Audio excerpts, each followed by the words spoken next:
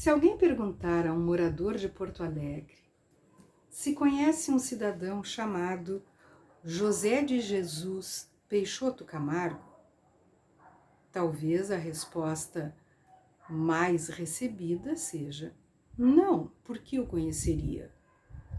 Mas se, ao invés disso, se perguntar a um morador de Porto Alegre: você já ouviu falar no Dr. Camargo? O Dr. Camargo da Santa Casa? O Dr. Camargo que escreve na Zero Hora? O Dr. Camargo palestrante? Ah, aí a coisa muda de figura. O Dr. Camargo foi o pioneiro no transplante de pulmão, realizando o primeiro transplante de pulmão do Brasil e da América Latina. É tanta coisa que eu vou até dar uma coladinha aqui no computador. Ele também realizou o primeiro transplante duplo de pulmão no Brasil e é chefe da equipe que mais transplanta pulmões no Brasil e é professor da Universidade Federal de Ciências da Saúde de Porto Alegre. Ele foi o idealizador e hoje dirige o Centro de Transplantes da Santa Casa de Misericórdia de Porto Alegre e é o diretor de cirurgia torácica no Pavilhão Pereira Filho, também da Santa Casa. Eu espero não estar dando informações desatualizadas, mas este é o Dr. Camargo, médico. Esse mesmo Dr. Camargo é um excelente palestrante e escreve crônicas deliciosas no Jornal da Capital. E é sobre esse Camargo, JJ Camargo, que venho falar hoje na saleta de leitura, autor do livro Felicidade é o que Conta, da LPM. Neste livro estão reunidas 60 crônicas em que o Dr. Camargo aproxima a medicina e a vida.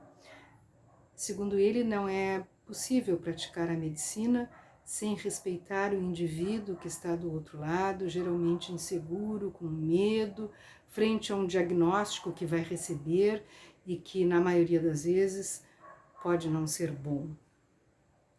Ele acaba nos dizendo que estamos todos no mesmo barco, estamos todos sujeitos aos mesmos sofrimentos e, por isso mesmo,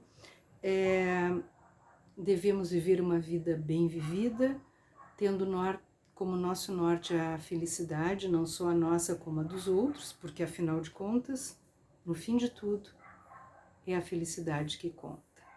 Os textos dele são extremamente sensíveis, ele tem um texto que flui e, enfim, eu gosto muito de ler o que ele escreve. E eu vou ler um dos textos de que eu mais gosto, que se chama O Abandono. O Ezequiel veio da emergência com um diagnóstico de pneumotórax, o que eliminou todas as burocracias e impeditivos para a admissão imediata no hospital. Tinha o olhar triste e os ombros curvados de abandono. Quando perguntado o seu sobrenome, houve o primeiro desencontro. O Rosling, anunciado em um quase sussurro, não coincidia com o documento amassado que carregava na carteira envolto num plástico sujo. Mas ninguém se importou com isso, porque afinal era só mais um brasileiro pobre em busca desesperada por um pouco de ar, e a prioridade era tentar expandir logo o pulmão direito e recuperar o fôlego. Os exames que se seguiram foram uma sucessão de desgraças. O pulmão não reexpandia. Encarcerado que estava por um grande tumor, obra de um tabagismo de mais de 45 anos, e as tomografias detectaram implantes da doença no cérebro, fígado e costelas. Menos de 2 semanas depois, O Ezequiel morreu na enfermaria, rodeado por 3 desconhecidos, entre os quais a única afinidade era a miséria, no seu caso agravada pelo abandono. Ninguém lembrava de ele ter recebido alguma visita nesses vários dias em que os parceiros de quarto foram sendo renovados. Tampouco havia no prontuário alguma referência à família.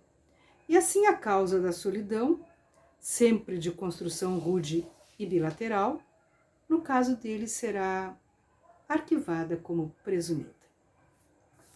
4 dias depois da morte, a assistente social comentou que o cadáver continuava no necrotério e que nenhum familiar tinha respondido aos apelos para o resgate do corpo. Uma das muitas histórias de abandono que ocorrem com deprimente frequência nessa população, que na descrição dolorosamente verdadeira de J.G. de Araújo Jorge, morre tanto todos os dias, que quando finalmente chega o dia da morte, já não tem mais o que morrer. Não sei que fim deram ao que sobrou do Ezequiel. A morte dos zumbis não provoca comoção.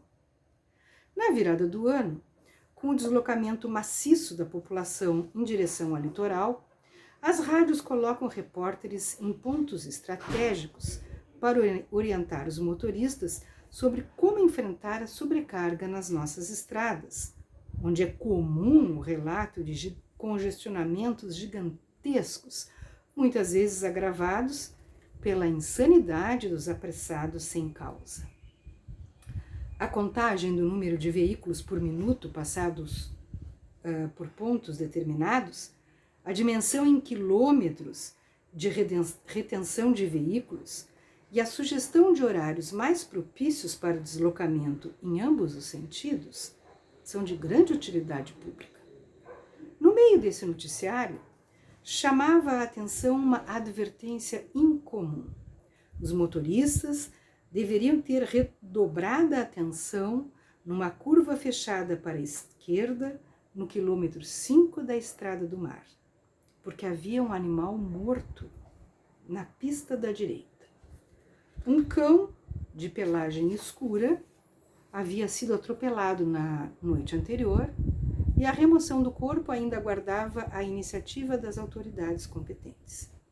E então, o curioso da notícia: o cadáver tinha companhia. Um cão branco, da mesma linhagem vira-lata, mantinha-se estendido ao lado do corpo, com a cabeça entre as patas dianteiras, velando o companheiro. E as muitas tentativas dos passantes de removê-lo do local tinham fracassado. Como se vê, nem todas as espécies animais abandonam seus parceiros. São textos desse tipo em que sempre temos um fechamento carregado de emoção, numa linguagem sensível, simples, mas nem por isso menos bela, que vamos encontrar em Felicidade é o que conta. E como felicidade é o que conta, e como estamos iniciando um novo ano, no qual colocamos toda a nossa esperança para que ele seja melhor do que 2020, para que possamos encontrar em meio a tantas turbulências a felicidade, desejo que esta felicidade, que é o que conta, seja encontrada não só na leitura deste livro, mas neste ano que apresenta para nós os seus primeiros dias e que vem carregado, pelo menos assim eu espero, de esperança.